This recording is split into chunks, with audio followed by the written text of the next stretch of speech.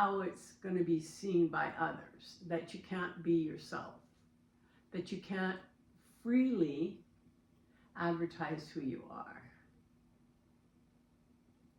And this goes for anything. What we hide from ourselves, when we look in the mirror at ourselves, who we're looking at, and we are putting forward what we want others to see.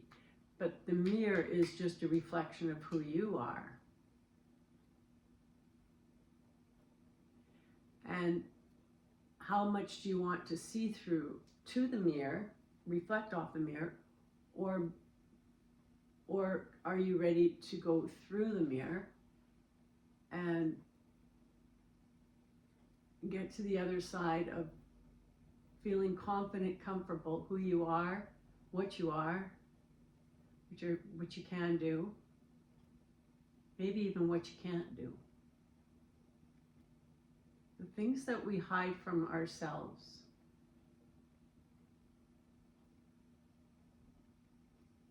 So what makes us be able to go through the mirror and break through what it is that stops us from seeing or being? It's not that we don't see it, it's that we can't or choose not to be confident in who we are, so that we can rise to that level, because we're only who we think we are. And if we feel like we can't rise any farther for I would say it's fears, then that's as far as you will go. It's when you can pull out that and there's a game that I'm seeing, and it's called, it's sticks. It's this tube where you stick the sticks in the middle, and I can't remember the name of it. And then you put marbles on the top, and then everybody pulls out their sticks, takes turns pulling out the sticks, and then at one point the marbles all come down. But as you pull out the sticks, you're releasing these marbles, and the game actually is that not to release the marbles. But in the game of life, those sticks represent what are blocking you from releasing who you are. And what I mean by who you are is the things that hold you back from showing to others. And for that reason, it holds you back from showing it to yourself. That the mirror in front of you, that you you're comfortable with the person you're seeing in the mirror. You like it, it's steady, it's acceptable, it's in the norm of society. But what if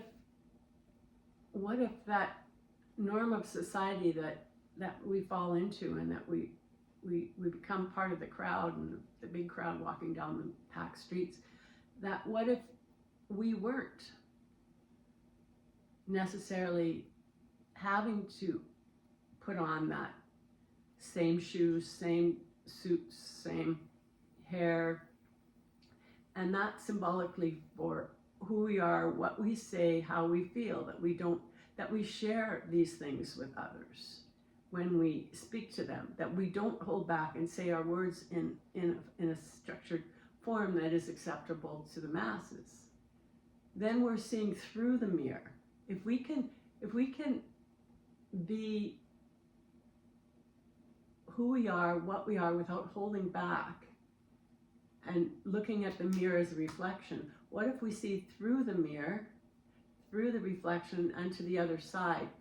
Then it opens up a more real world, a more, I don't want to say possibilities, but what it is it's a more comfortable being of you. And then you're finally being able to lead a life that is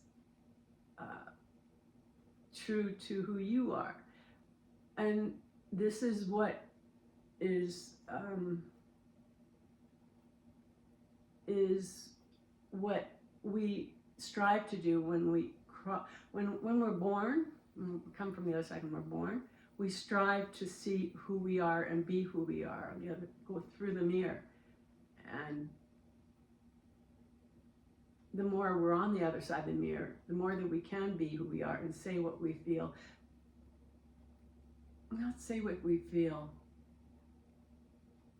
Just walk in the light that we know we are, and then confidence, and that's the part that struggles. The more we can do that, the easier it's going to get over time. But how do we cross through that mirror?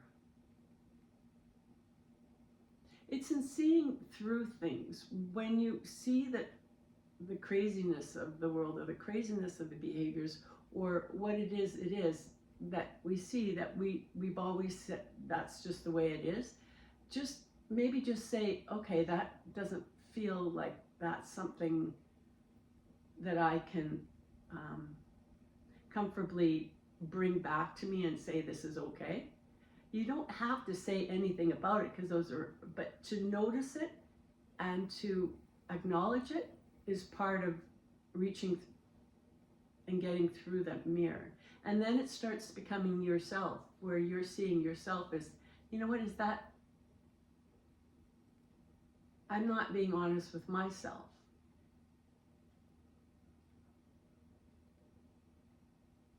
And you start looking through the mirror.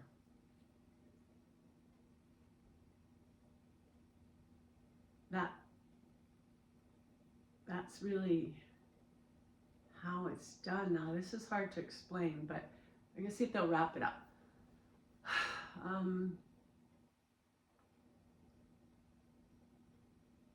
Again, it starts with breathing. I don't know, it always goes back to breathing. And we get so caught up, and we fall into this little structured line, like an army kind of soldier, just in a line following everybody what they're doing, that we're not able to really breathe through it. We're more in a tight situation and paying attention to what's going on, instead of breathing through it and seeing, because we're not in an army. We're not. We only choose to follow that way ourselves. But to breathe through it and to watch people, and I'm not saying judge them, but what you're trying to do is see the blockages or the struggles, and again, not judge them, because for then you will feel like you're judging yourself. It always is, that mirror still exists in other ways, in the spiritual, there's another mirror. You don't want to do that, because then you start doing it to yourself. But you just start seeing through things for what they are and laughing at them, taking them more lightly. Thank you.